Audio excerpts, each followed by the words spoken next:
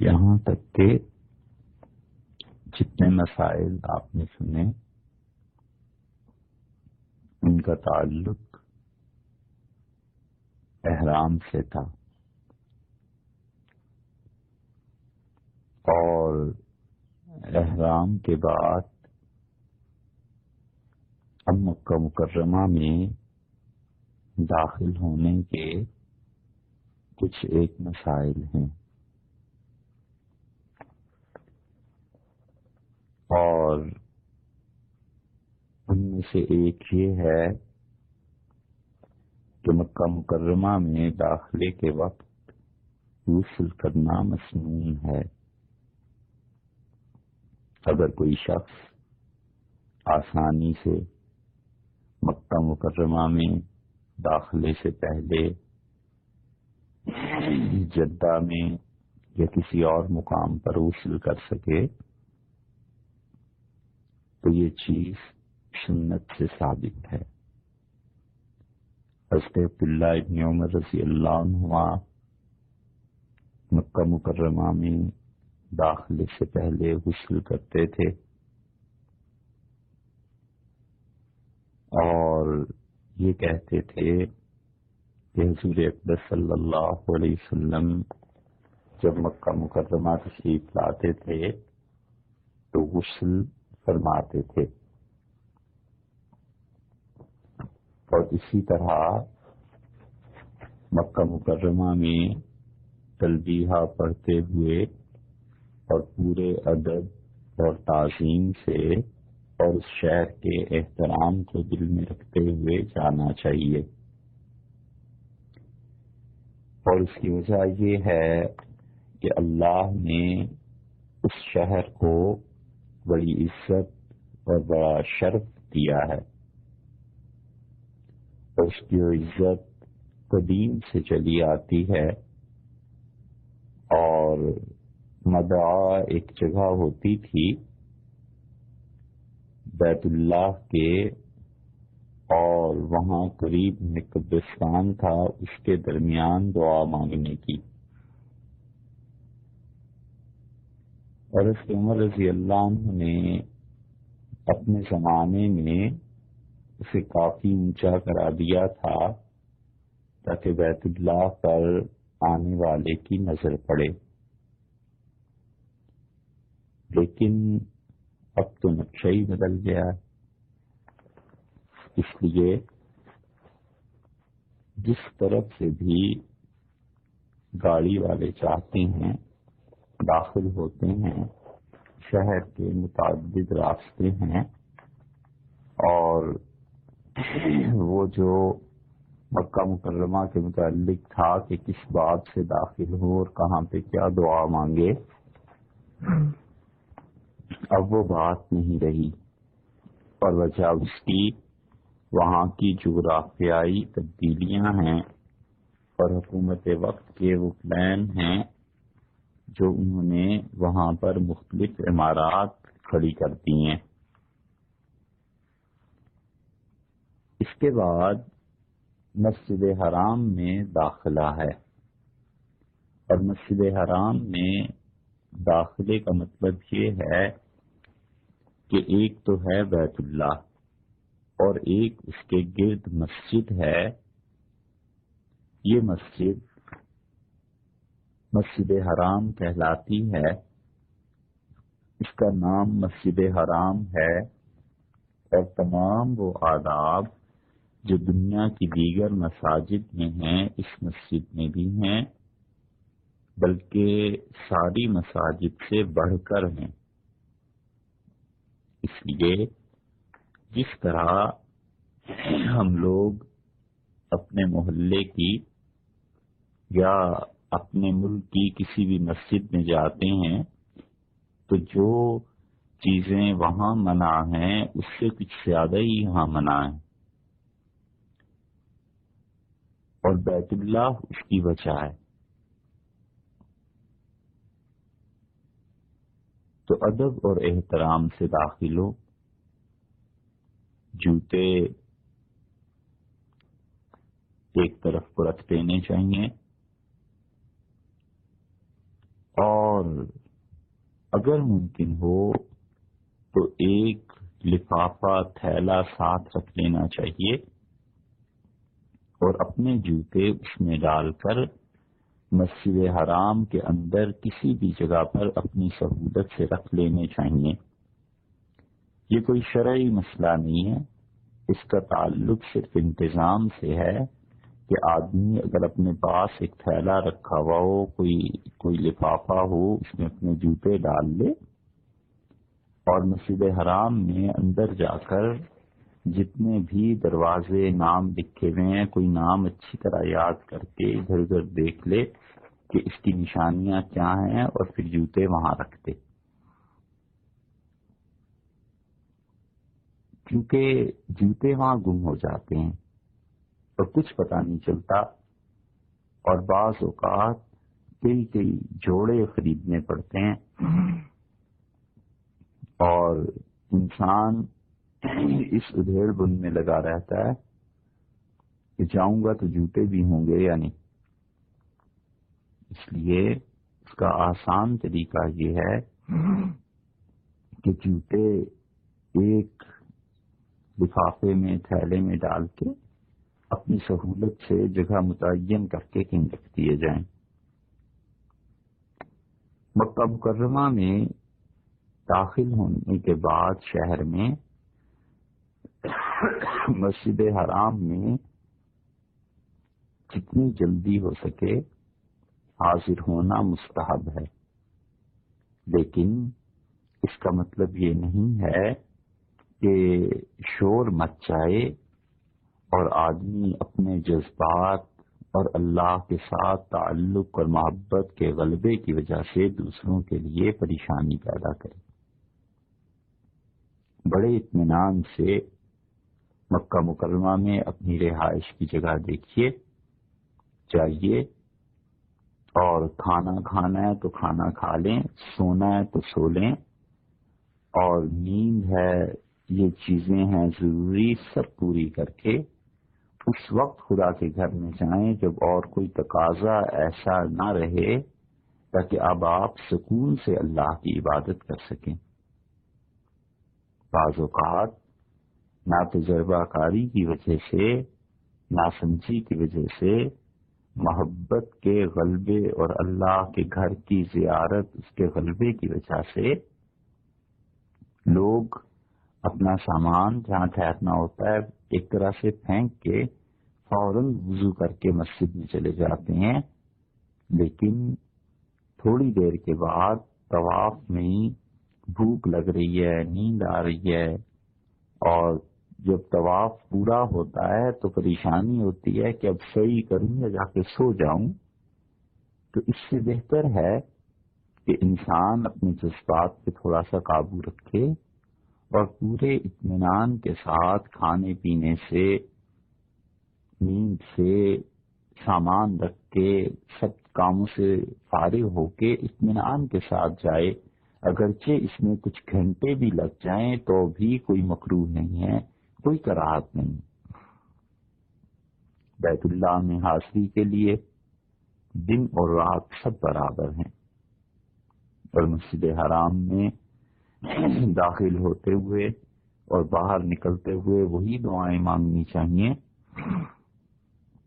جو دعائیں ہم لوگ اپنے محلے اور اپنے گھر کے قریب کی مسجد میں جاتے ہوئے مانگتے ہیں۔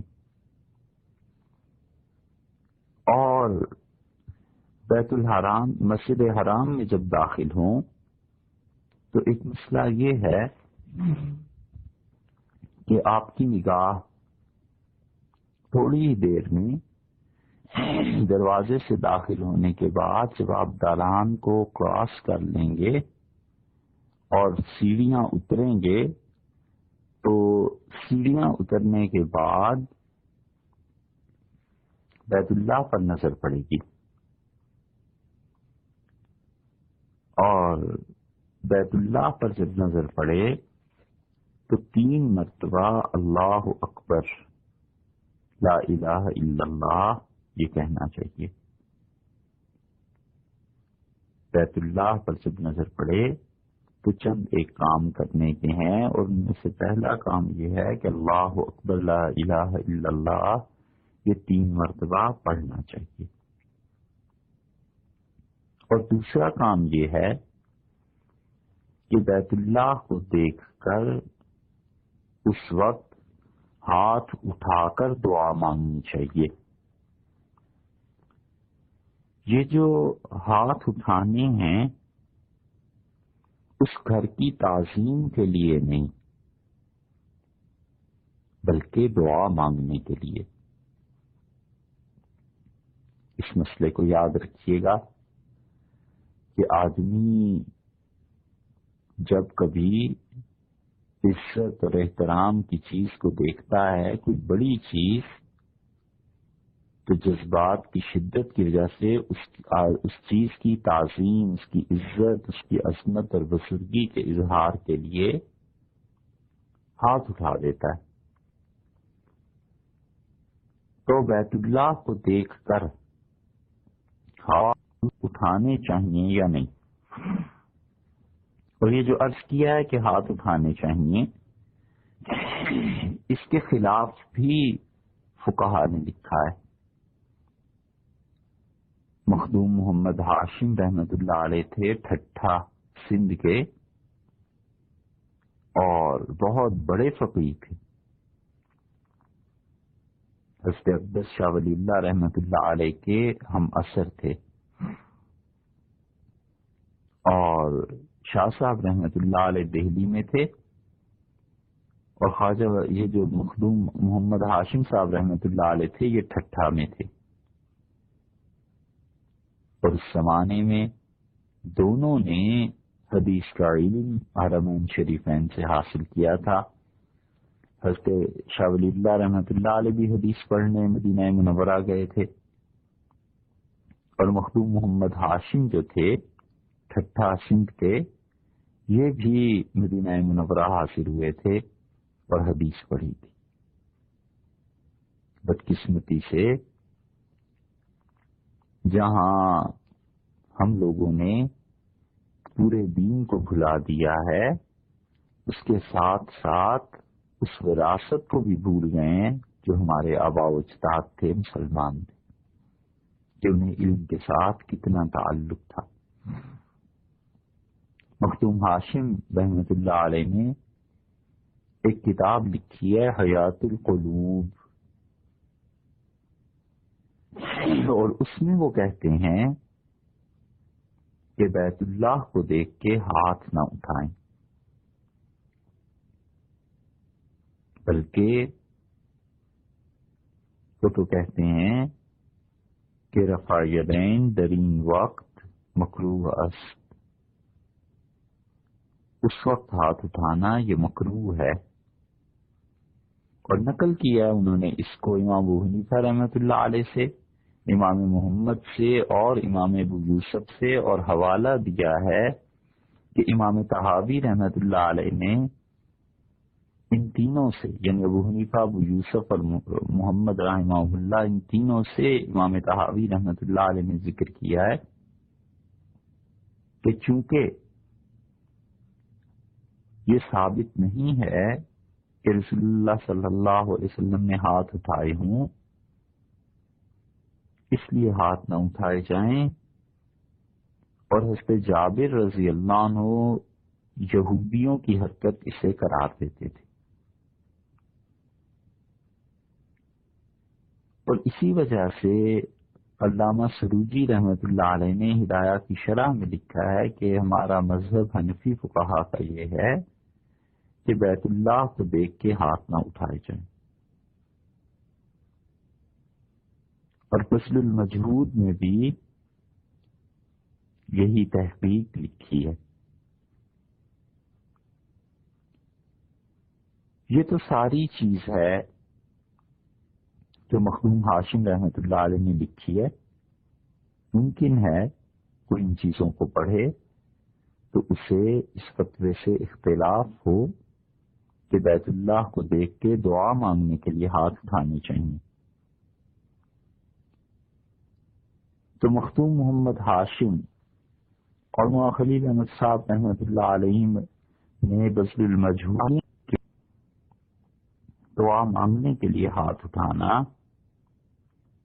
یہ رسول اللہ صلی اللہ علیہ وسلم سے ثابت ہے،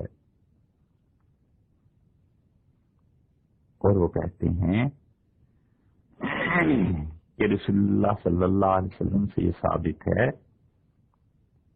کہ جب آپ کی نگاہ مبارک بیت اللہ پر پڑی تو آپ نے دونوں ہاتھ اٹھائے اور اللہ تعالی کی بارگاہ میں یوں عرض کیا کہ اللہم زد ھذا البیت تشریفا و تعظیما، کہ پروردگار اس گھر کی شرافت اور اس کی عظمت و تکریماً اور اس کی بزرگی و محابتاً اور اس کا روب، اس کا دبدبہ، اس کی ہیبت، اللہ ان سب چیزوں میں اضافہ کر، وزد من شرفہ و کرمہ، اور اللہ جو کوئی شخص اس گھر کی زیارت کے لیے حاضر ہو اور اس گھر کی عزت اور احترام کرے تیری وجہ سے، اور یہاں بھلائی نیکی کا کام کرے، ممن حجہ واعتمرہ، اور حج کے لیے حاضر ہو یا وہ عمرے کے لیے حاضر ہو، تشریفا و تکریما و تعظیما و برا، اللہ اس آدمی کی شرافت، پروردگار اس کی عزت اور اس کی نیکی، ان سب چیزوں میں اضافہ کرنا۔ تو اس طرح کے جملے محققین کے نزدیک حضور اقدس صلی اللہ علیہ وسلم سے ثابت ہیں۔ چنانچہ ایک طرف تو دیکھیے مخدوم ہاشم سندھی اور حضرت مولانا خلیل احمد صاحب رحمۃ اللہ علیہ یہ حضرات ہیں، دوسری طرف علامہ کرمانی ہیں،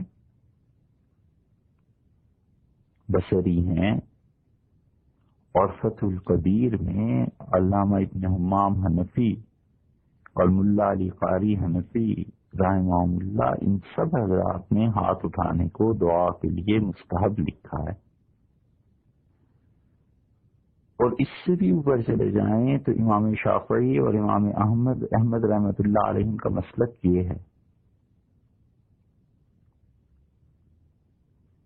اور زبدۃ المناسک میں لکھا ہے کہ بیت اللہ کو دیکھتے وقت احادیث کی روایات سے، احادیث سے یہ بات ثابت ہے، چنانچہ فتح القدیر میں منقول ہے، بس چاہیے رفع یدین یہاں بھی سنت ہو۔ تو اس سے معلوم ہوتا ہے کہ ان دو حضرات کے علاوہ جو لوگ اس کے قائل ہیں کہ ہاتھ اٹھا کر وہاں دعا مانگنی چاہیے، بہت بڑے بڑے لوگ ہیں۔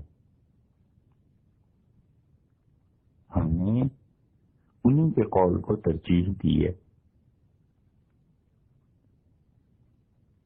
ایک اس میں مسئلہ یہ بھی ہے کہ یہ جو حضرت جابر رضی اللہ عنہ نے کہا ہے کہ بیت اللہ کو دیکھ کر ہاتھ اٹھانا یہ یہودیوں جیسی حرکت ہے اور اس لیے مکروہ ہے، ترمذی کی روایت میں آیا ہے، تو اس کا مطلب یہ ہے کہ یہودی جیسے خدا کے گھر کو دیکھ کے، بیت المقدس کو دیکھ کے اپنے دونوں ہاتھ بلند کر دیتے تھے، یہ مکروہ ہے۔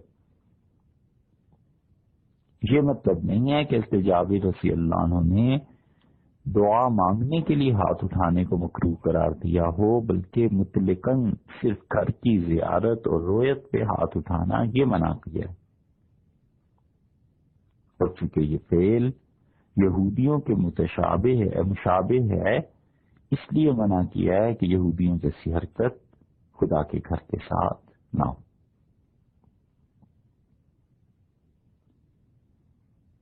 اور یہ بھی کہ جب پہلی مرتبہ نظر پڑے بیت اللہ پر تو اس وقت ہاتھ اٹھانا مستحب ہے، بہتر ہے۔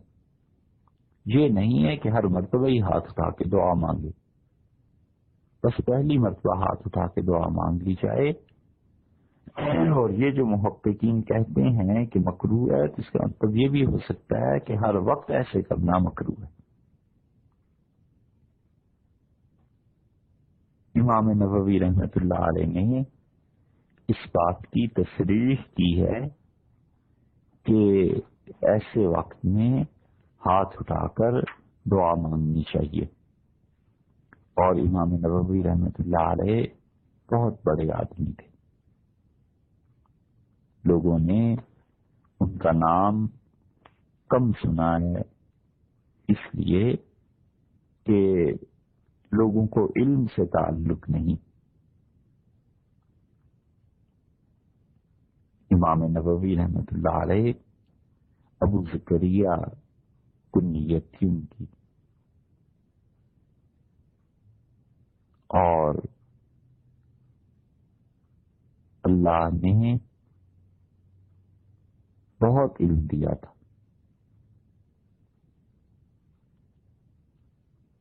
اور ان کے والد کاروبار کرتے تھے اور بڑے مبارک آدمی تھے۔ 685 ہجری میں ان کا انتقال ہوا، اور ان کا یہ فاضل بیٹا یعنی امام نووی رحمۃ اللہ علیہ اپنے والد کی زندگی میں ہی انتقال کر گئے تھے۔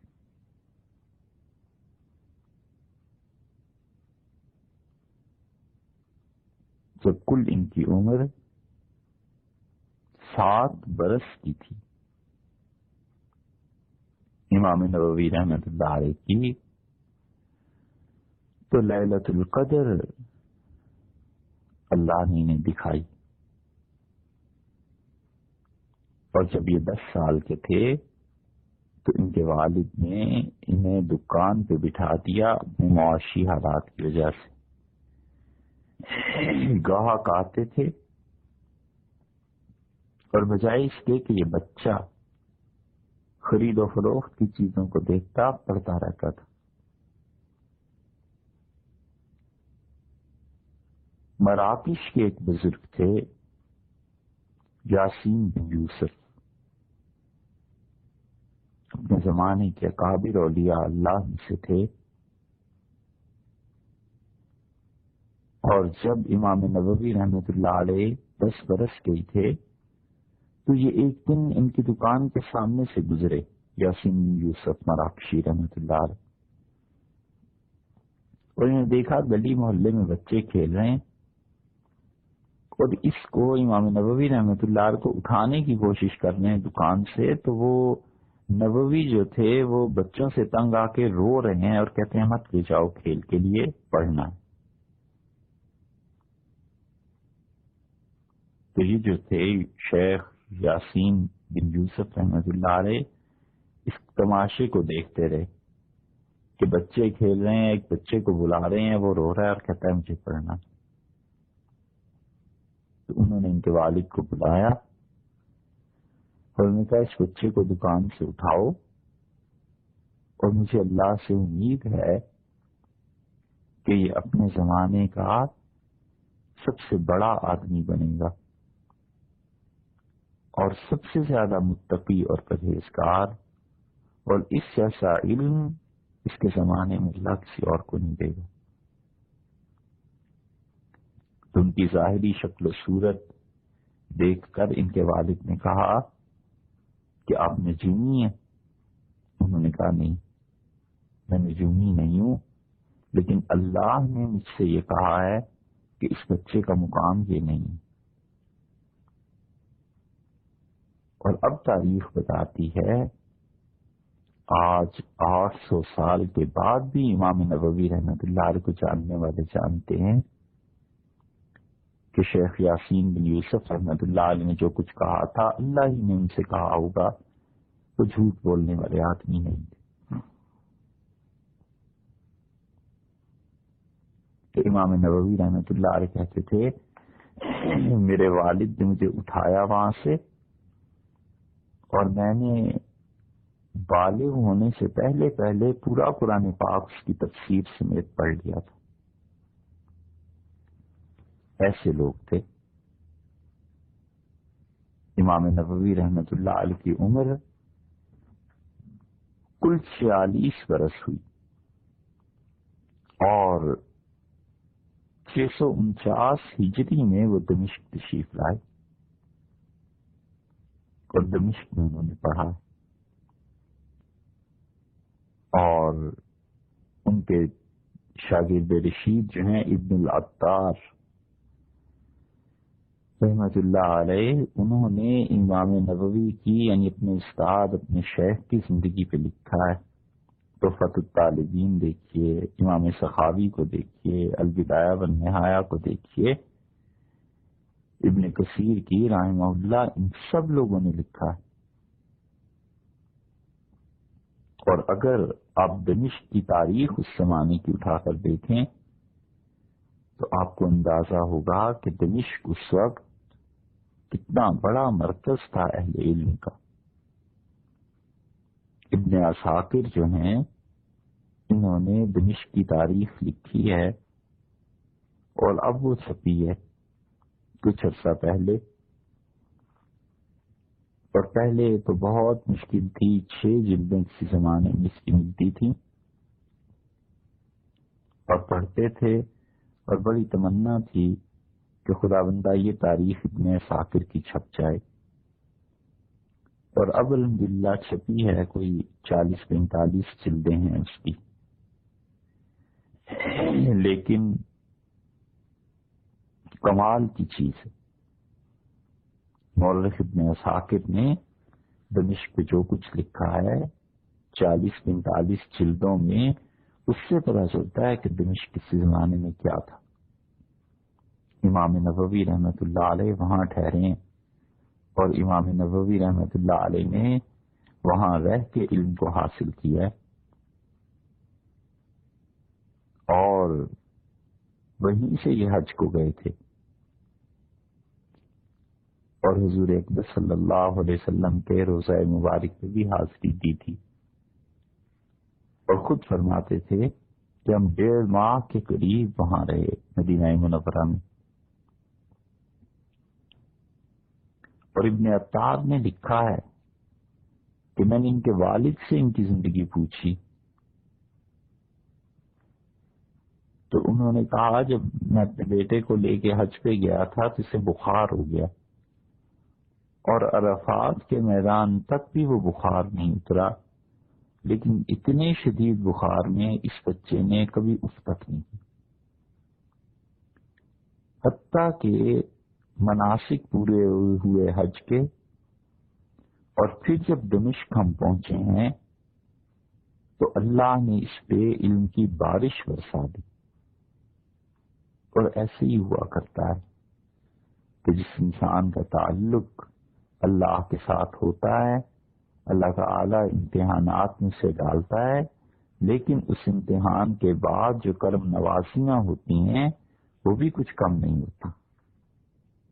شرح مہذب امام نووی رحمۃ اللہ علیہ نے لکھی ہے، اور شرح مہذب جو چھپی ہے بڑے صفحات ہیں اس کے، اور اب وہ چھپ گئی ہے کافی عرصے سے ہی بلکہ چھپ رہی ہے، وہ تو 22 جلدیں ہیں اس کی۔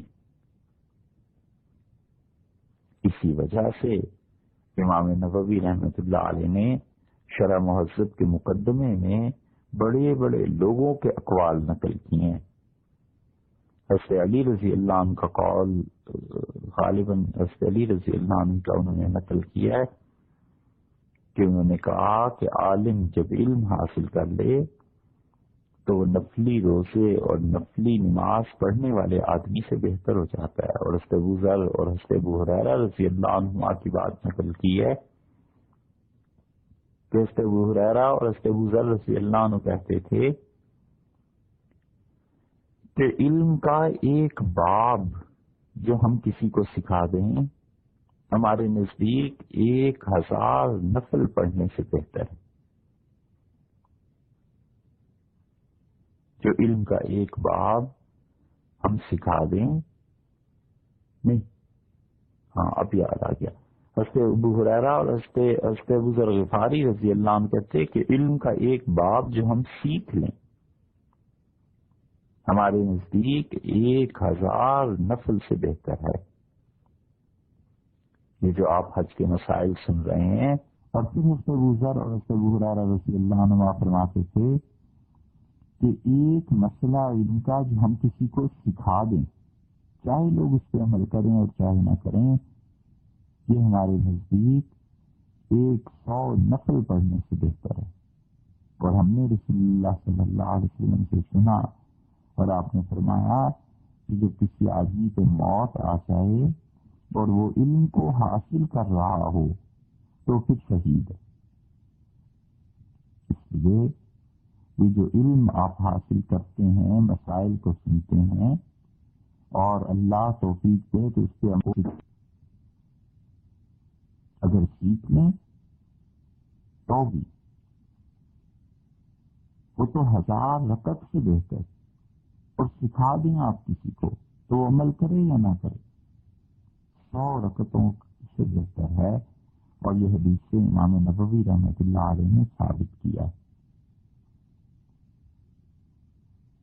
اور امام نبوی رحمۃ اللہ علیہ، اللہ نے اگر انہیں مزید عمر دی ہوتی، 46 برس سے زیادہ امام کو عمر مل جاتی، خدا معلوم کتنا کچھ لکھ جاتے.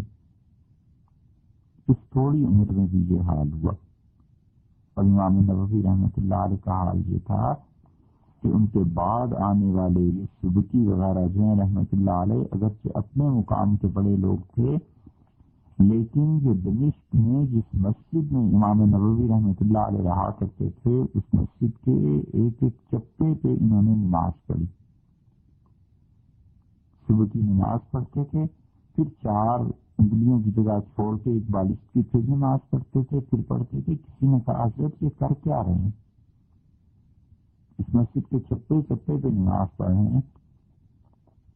تو روئے اور انہوں نے کہا کہ جہاں امام نبوی کے پاؤں لگے ہوں، صبح کا ماتھا وہاں لگ جائے، اللہ قسمت کھول دے اور اللہ میرے مقدر کو اونچا کر دے گا. امام نبوی رحمۃ اللہ علیہ اتنے بڑے آدمی تھے. یہ علم ہے جو زندہ قوموں کو علماء کی تعظیم اور قدر سکھاتا ہے، اور پتہ چلتا ہے کہ اہل علم ان کے پاؤں کی رکھنے کی جگہ لوگ اپنے سر ٹکا دیتے ہیں. تو شخص کے قوموں میں زندگی ہو اور قوموں کا زوال کا دور نہ ہو. بہت دور آ گئے ہم، بات تو کر رہے تھے اس کی امام نبوی رحمۃ اللہ علیہ کے فتوے کی. چلیے پھر وہیں سے بات کرتے ہیں. امام نبوی رحمۃ اللہ علیہ نے بھی اس کو مستحب لکھا ہے کہ بیت اللہ کو دیکھ کر دونوں ہاتھ اٹھائے جائیں، اور اس معاملے میں احادیث انہوں نے نقل کی ہیں. تو جن حضرات نے لکھا ہے، خواجہ ہاشم رحمۃ اللہ علیہ وغیرہ نے اس کے متعلق عرض کر دیا. تو ساری بحث کا خلاصہ اتنا سا ہے کہ بیت اللہ کو جب دیکھے تو بیت اللہ کی تعظیم کے لیے نہیں بلکہ دعا مانگنے کی غرض سے دونوں ہاتھ اٹھانے چاہیے. 2 باتیں،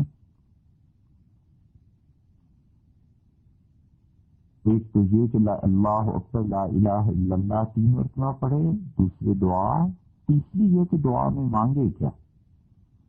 بہت چیزیں لوگوں نے لکھی ہیں. کسی نے یہ لکھا ہے کہ اللہ سے بغیر حساب کے جنت مانگے، کسی نے لکھا ہے گناہوں کی مغفرت، جو بھی چیز چاہے.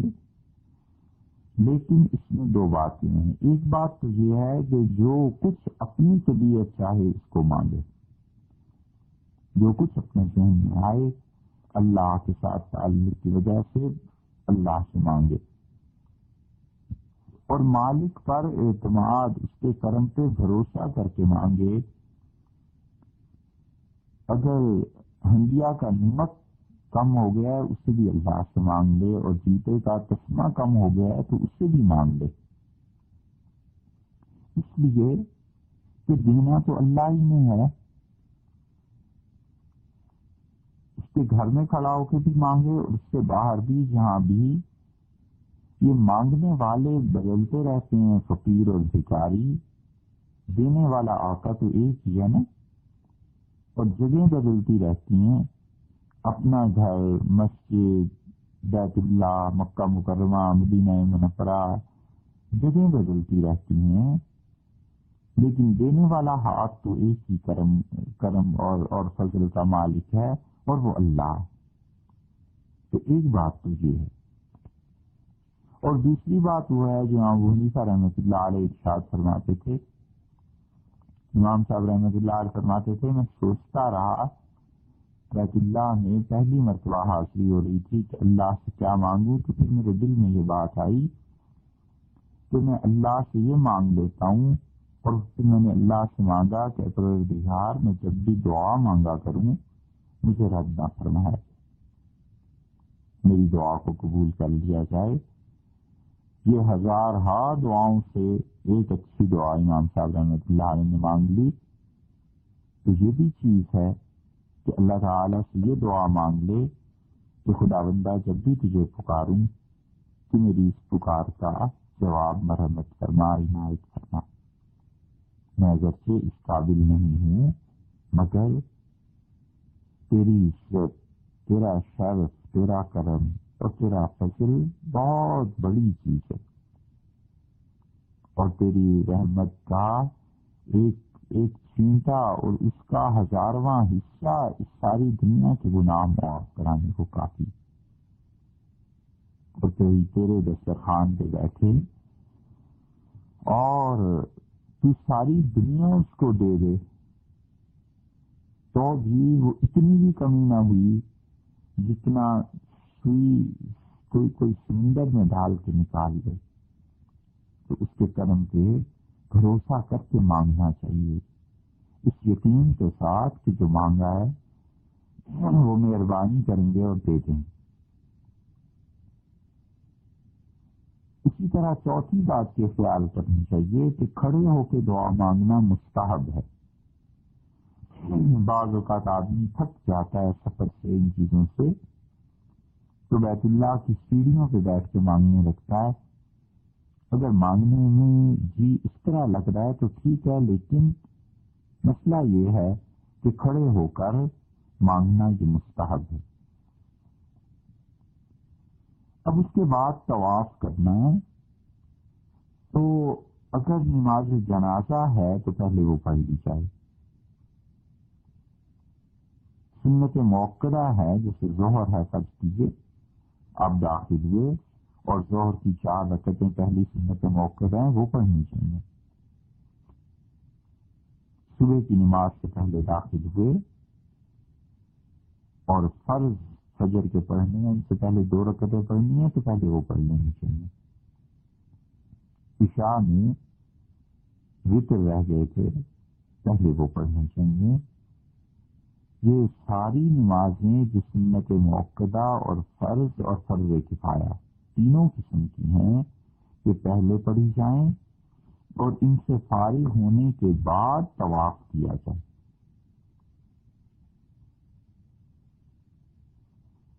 اور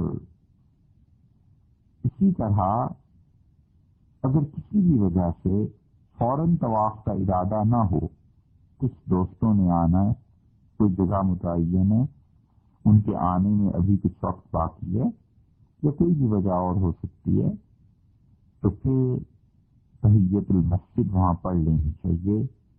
اور اصل تحیہ جو ہے وہاں شکر ادا کرنا اللہ کا، وہ اس گھر کا طواف ہے. اصل تو طواف کرنا ہے شکر ادا کرنے کے لیے کہ اللہ تعالیٰ نے یہ مبارک دن زندگی میں دکھایا. لیکن بالفرض کوئی ایسی نماز جو فرض عین ہے یا فرض کفایہ ہے یا واجب ہے یا سنت موقدہ ہے، تو پھر اس سے پہلے ترجیح دینی چاہیے، ترجیح ملنی چاہیے، پہلے وہ پڑھے پھر طواف کرے. اور اسی طرح اگر فوراً طواف کا ارادہ نہیں ہے، کسی کی وجہ سے ٹھہرنا پڑ رہا ہے مسجد میں، تو پھر پہلے 2 رکعتیں پڑھ لینی چاہیے بشرطے کہ وقت مکروہ نہ ہو. اور بیت اللہ میں مسجد حرام میں داخلے کے وقت بلکہ جتنی بھی مساجد ہیں چاہے اپنے شہر کی ہوں محلے کی ہیں نفل اعتکاف کی نیت کر لینی چاہیے کہ اللہ جتنی دیر تک اس مسجد میں اعتکاف کرتا ہوں تو اس سے ثواب بھی زیادہ ملتا ہے اور اس سے دل کو بھی پاکیزگی حاصل کرنے میں مدد ملتی ہے. کیونکہ آدمی اپنے ذہن میں اس خیال کو لاتا ہے کہ میں اللہ کے لیے اعتکاف کر رہا ہوں تو اس کا زاویہ فکر درست ہوتا ہے، سوچ درست ہوتی ہے. آپ ایسے سمجھ لیجیے جیسے ایک بچہ ہے نا، بازار میں کھلونے کی مارکیٹ میں پہنچ گیا، اب اس کے ذہن پہ ہے کہ کھلونے خریدنے ہیں تو جتنی مرتبہ وہ کھلونوں کو دیکھے گا، اس دکان پہ اچھا یہ کھلونا ہے، اس پہ گاڑی ہے، اس پہ گڑیا ہے، اس پہ فلاں چیز ہے، اس پہ فلاں چیز ہے، تو بار بار بچے کے ذہن میں کلک کرے گی یہ بات، اسے ستائے گی کہ یہ بھی خریدو، یہ بھی خریدو، یہ بھی خریدو، یہ بھی دیکھنا، یہ بھی دیکھنا، یہ بھی دیکھنا. تو بچے میں ذہنیت بن جائے گی کھلونے خریدنے کی، وہ پھر خرید لے گا. ٹھیک اسی طرح جو لوگ بار بار نیکی کے متعلق سوچتے ہیں نا، ان کے خیالات اور ان کا دماغ پاک ہو جاتا ہے، خراب باتیں کچھ نہیں سوچتے. تو 10 مرتبہ دن میں یہ سوچے گا کہ مسجد میں داخل ہو گیا ہوں، اب اعتکاف کی نیت بھی کر لی، مسجد نظر آ گئی، اللہ کا احترام دل میں آیا، کوئی اچھی چیز دیکھ لی، خدا کی یاد تازہ ہو گئی، کسی اللہ کے اچھے بندے کو دیکھ لیا، فوراً ذہن میں آیا کہ خدا کے کیسے اچھے بندے ہیں، کوئی اچھی بات سن لی تو ذہن میں آیا کہ خدا نے اپنے بندوں کو کیسا ہی دیا. یہ بار بار صبح سے شام تک جو دماغ میں آتی رہے گی نا، نیکی پھر نیکی پھر نیکی پھر اچھی بات پھر اچھی بات پھر اچھی بات، تو یہ ذہنیت تبدیل ہو جاتی ہے، آدمی کی فکر صالح ہو جاتی ہے، آدمی کا سوچنا پاک ہو جاتا ہے اور سارے اعمال فکر پر مشتمل ہوتے ہیں کہ بندہ سوچتا کیا ہے. اور یوں بھی ہو جاتا ہے کہ جو کچھ سوچتا ہے وہ کچھ کر نہیں پاتا. بہرحال تو اعتکاف اس کو بھی سوچ لے کہ جتنی دیر خدا کے گھر میں مسجد حرام میں اتنی دیر اعتکاف کرنا. اور مسجد حرام میں جو لوگ نماز پڑھتے ہیں ان کے سامنے سے گزرنا درست ہے، لیکن جس جگہ اس نماز پڑھنے والے آدمی نے سجدہ کرنا ہے اس کے سجدے اور پاؤں کے درمیان کی جگہ سے نہ گزرے. پھر سنیے اس مسئلے کو، ایک آدمی نماز پڑھ رہا ہے تو ظاہر ہے کہ اس میں جہاں بھی پاؤں اس کے جمے ہوئے ہیں، جہاں وہ کھڑا ہے تو کھڑا ہونے کی جگہ سے 3 فٹ 4 فٹ آگے 5 فٹ آگے اس میں سجدہ کرنا ہے. تو یہ جو سجدے کی جگہ جہاں اس کی پیشانی ٹکے گی نا، تو اس پیشانی کے ٹکنے کی جگہ سے پاؤں کی جگہ کی درمیان سے نہ گزرے، بس.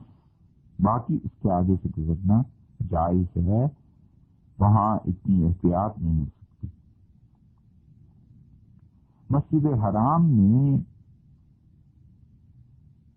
ایک نماز کا ثواب 1,00,000 نمازوں کے برابر ہے. اور مسجد نبوی کے متعلق بھی آیا ہے، حضور اکبر صلی اللہ علیہ وسلم نے اپنی مسجد کی فضیلت بھی بیان فرمائی، وہ انشاءاللہ مدینہ منورہ کی بات کریں گے پھر وہاں آ جائے گی.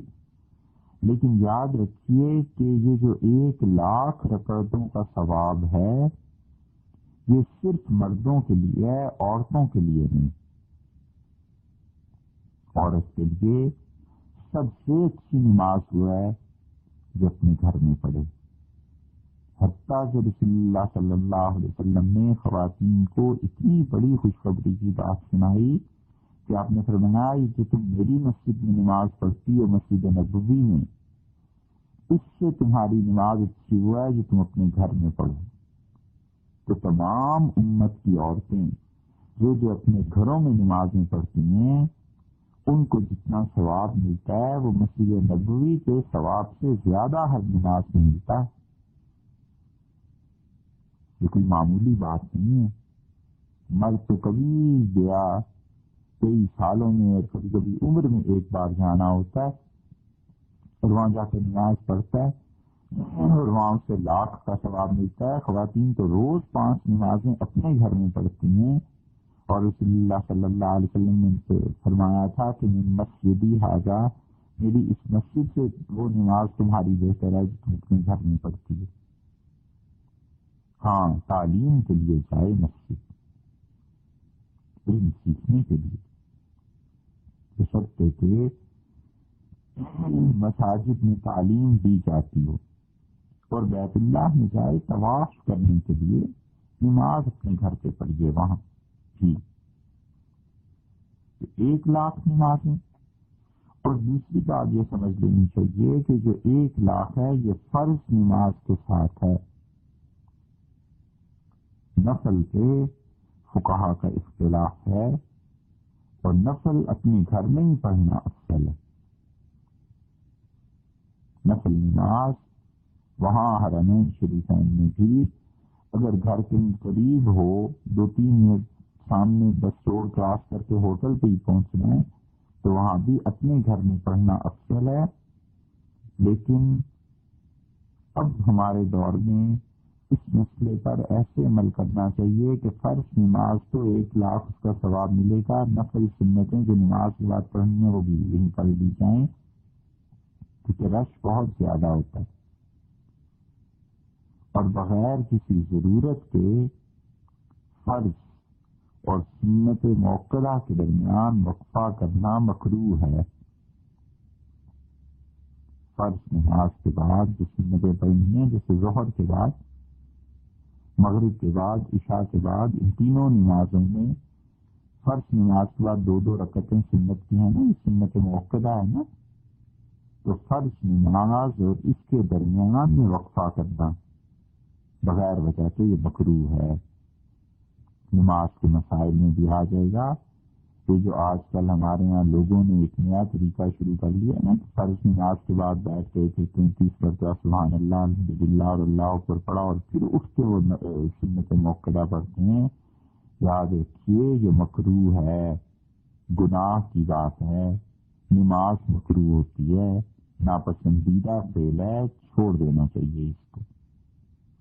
یہ سب جہالت کی باتیں، فرض نماز جب ہو جائے ظہر مغرب عشاء، حضور اکرم صلی اللہ علیہ وسلم اس کے بعد ایسے عائشہ رضی اللہ عنہ فرماتی ہیں بس اتنی دیر بیٹھتے تھے جتنی دیر میں پڑھتے تھے اللہم انت السلام و منک السلام تبارک یا ذی الجلال والاکرام، اور کبھی کبھی یہ پڑھتے تھے لا الہ الا اللہ وحدہ لا شریک لہ لہ الملک و لہ الحمد یحیی و یمیت وہو علی کل شیء قدیر، اور پھر سنتیں پڑھنی شروع ہو جاتے تھے۔ فقہا نے لکھا ہے کہ ظہر مغرب اور عشاء کے فرض نمازوں کے بعد طویل دعا مانگنا مکروہ ہے۔ تو کہتے ہیں لمبی دعا بھی نہ مانگے، اٹھے اور سنتیں پڑھے، کیونکہ سنتیں فرائض کو پورا کرنے والی ہیں۔ اور ان تینوں نمازوں میں وہ کہتے ہیں کہ امام کا منہ پھیر کے مقتدیوں کی طرف ہو جانا یہ مکروہ ہے، اتنا بھی وقفہ وہ کرنے نہیں دیتے۔ وہ کہتے ہیں جتنی دیر میں امام اپنا چہرہ پھیر کے مقتدیوں کی طرف منہ کرے گا یہ مکروہ کام کرے گا، اتنی دیر میں بس اللہم انت السلام یہ آخر تک پڑھ کے کھڑے ہیں، سنتیں پڑھیں۔ لیکن اب مساجد میں فرض نمازیں پڑھ کے اور سلام پھر کے بیٹھے رہتے ہیں 33 مرتبہ سبحان اللہ الحمدللہ اور پتہ نہیں کیا کیا پڑھنا ہے، پھر اس کے بعد سنتیں پڑھیں گے، اتنا ثواب نہیں ہوتا جتنا گناہ کما کے آ جاتے ہیں۔ مسائل تو سیکھنے نہیں ہیں، تعلیم نہیں حاصل کرنی. بس جیسے بیٹے نے دیکھا والد کو نماز پڑھتے ویسے اس نے بھی پڑھ لی، جیسے اذان سنی تھی ویسے دے لی. نماز کی سیکھنے کی چیز تھوڑا ہی ہے، مسائل کی سیکھنے کی چیز تھوڑا ہی ہے. کتابیں وہ پڑھنی ہیں جن میں مسائل نہیں، اور جن کتابوں میں مسائل ہیں انہیں پڑھنا نہیں. سننا ان کو ہے جو جذبات کو محرک کریں، موسیقی اور کیا کیا چیزیں، اور جن کو سنتے ہیں وہ مسائل نہیں بتاتے. تو آخر یہ معاملہ ہوگا کیا؟ کیسے تعلیم عام ہوگی؟ تعلیم اور علم حاصل کرنے سے آتا ہے.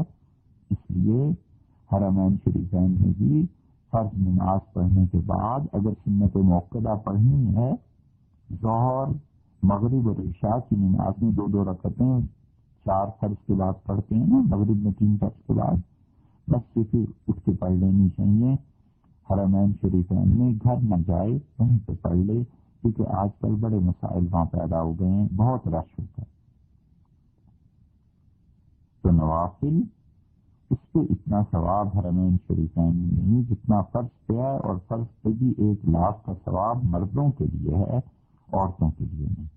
مسجد نبوی میں بھی یہی ہے کہ مردوں کے لیے ثواب ہے، عورتوں کے لیے نہیں. ان کی سب سے اچھی نماز ہوئی ہے جو اپنے گھر پہ پڑھیں.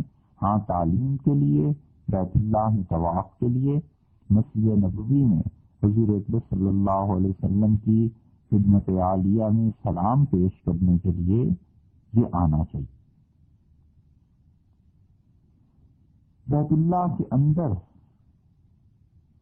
فرض کر دیجیے کبھی داخلے کا کسی کو موقع مل جائے تو کعبۃ اللہ کے اندر تنہا نماز جو جماعت سے نماز دونوں جائز ہیں، اور وہاں یہ بھی شرط نہیں ہے کہ سب کا منہ ایک ہی طرف ہو، کیونکہ کعبۃ اللہ کے اندر پہنچ گئے نا تو اب امام کا رخ فرض کیجیے مشرق کی طرف ہے، مقتدی کا رخ مغرب کی طرف ہے، امام کا چہرہ شمال کی جانب ہے، مقتدیوں کے چہرے جنوب مغرب مشرق شمال کہیں بھی، سب جائز ہو جائے گا. نماز بھی جائز ہو جائے گی بشرطے کہ امام سے آگے نہ ہو، امام سے پیچھے کھڑے ہو کے جدھر بھی کوئی چہرہ کر لے سب جائز ہے، کیونکہ وہ تو بیت اللہ کے اندر ہی پہنچ گئے جس طرف سارے مسلمان اپنی نمازوں میں رخ کرتے ہیں اور اپنی میتوں کو جس طرف وہ پسند کرتے ہیں. ان مسائل کے بعد اب آ گیا طواف.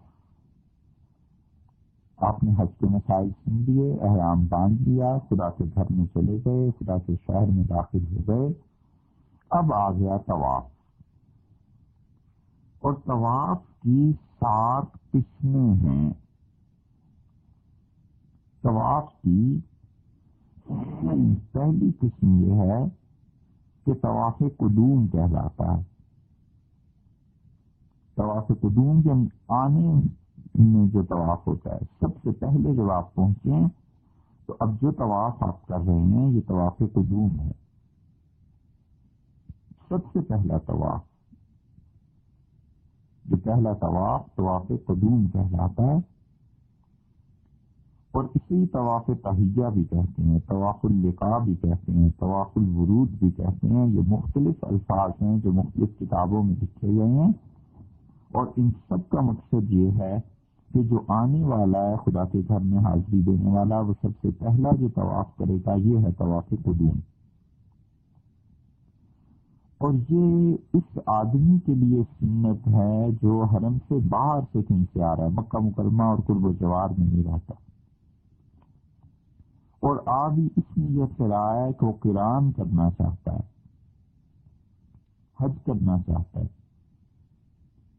تو اس کا مطلب یہ ہے کہ جو حج تمتع کرتے ہیں، جیسے کہ آج کل عام طور پہ ہمارے ملک میں احرام باندھتے ہیں حج تمتع کا، ان کے لیے یہ سنت نہیں ہے. اور جو عمرہ ادا کرنے جاتے ہیں سارا سال میں کسی بھی وقت جائیں، خواہ ان دنوں میں جائیں جب حج ہوتا ہے یا خواہ ان دنوں میں جائیں جب حج نہیں ہوتا ہے، اس رمضان وغیرہ میں، تو عمرے والے کے لیے بھی یہ سنت نہیں. 2 تمتع والے کے لیے سنت نہیں، عمرے والے کے لیے سنت نہیں، اور جو اہل مکہ ہیں ان کے لیے بھی سنت نہیں. ہاں اگر کوئی مکی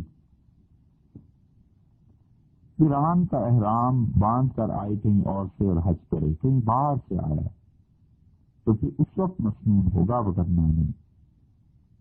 تو یہ تین کیٹیگریز افراد اس میں سے نکل گئے، تو رہ گئے باقی وہ جو صرف حج کر رہے ہیں، حج افراد یا قران، ان لوگوں کے لیے طواف قدوم سنت ہے۔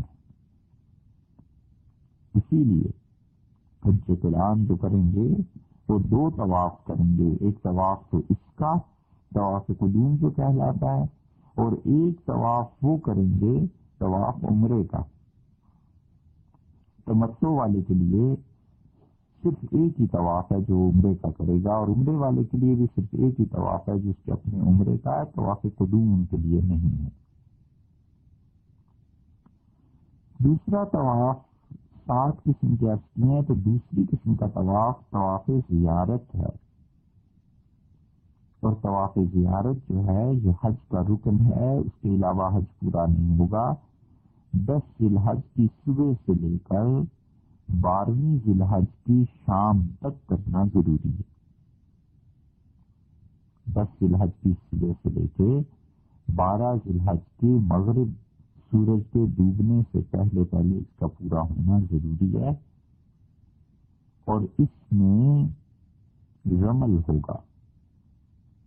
یہ پہلی بات عرض کر چکے ہیں، سلے ہوئے کپڑے اگر پہنے ہوئے ہیں تو پھر تو ظاہر ہے کہ استباع کی کوئی بات ہی نہیں ہے، وہ دائیں ہاتھ کے نیچے سے بائیں کندھے کے لیے چادر نکالے گئی نہیں، تو سلے ہوئے کپڑے پہن لیے۔ اور اگر احرام کے کپڑے نہیں اتارے فرض کیجیے تو پھر استباع کرنی چاہیے۔ اور اگر سعی اس طواف زیارت کے بعد سعی بھی ہوتی ہے، طواف زیارت کی سعی اگر قران والے نے جو اس کے لیے افضل تھی پہلے کر لی ہے، 8 ذی الحج کو مثلاً اس نے سعی کر لی اور یہ نیت کی کہ طواف زیارت کے بعد جو سعی کرنی تھی اللہ وہ ابھی کر رہا ہوں، تو یہ قران والے کے لیے افضل بھی ہے، اور اسے پھر رمل اور یہ چیزیں نہیں کرنی، کچھ بھی سادہ کپڑوں میں طواف زیارت کرنا ہے۔ طواف قدوم کے بعد اگر کسی نے صحیح کر دی ہے تو پھر اس کے ذمہ یہ چیز نہیں ہے۔ 2 قسم کے طواف ہوئے۔ تیسری قسم کا طواف بیت اللہ سے واپسی کا ہے، اسے طواف وداع بھی کہتے ہیں، اور جو طواف وداع اس کے کچھ مسائل ہیں جو انشاءاللہ آ جائیں گے۔ جو لوگ دور سے جاتے ہیں ان کے لیے واجب ہے، اور جو مکہ مکرمہ جن کا وطن ہے ان کے لیے ضروری نہیں ہے، اور اس طواف وداع کے بعد صحیح بھی نہیں ہے۔ یہ 3 طواف پہ جو ہیں حج کے ساتھ مخصوص ہیں۔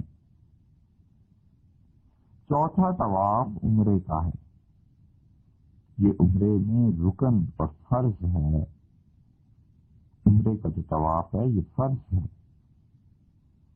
اور اس میں اجتباع ہوگا، یعنی دائیں ہاتھ کے نیچے سے چادر نکال کے بائیں کندھے پہ ڈالی جائے گی 7 چکروں میں، لیکن نماز دونوں کندھے ڈھانپ کے پڑھنی چاہیے، وگرنہ مکروہ ہوگی۔